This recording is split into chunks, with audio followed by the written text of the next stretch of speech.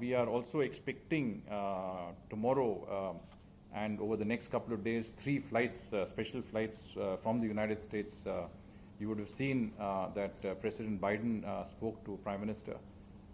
He offered extensive assistance. You would have seen the details of that assistance also from the United States. And of course, that assistance also went into areas like raw materials for our vaccine industry, etc. But the US is going to provide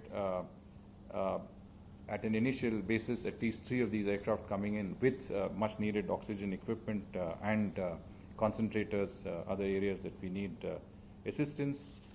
We will also have, we have a special cargo flight that is arriving tonight, I believe, from UAE, again with ventilators and carrying Favipiravir medicines.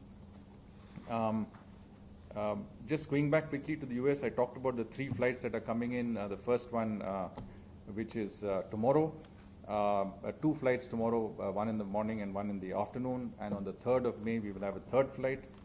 They will carry with them very large number of, as I mentioned to you, oxygen generating equipment. There will also be 2,000 oxygen concentrators, 500 oxygen cylinders, and I would say that capacity to provide 28 million liters of oxygen.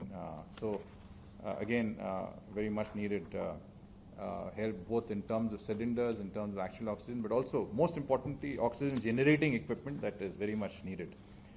We also have a flight from Ireland coming in with 700 concentrators.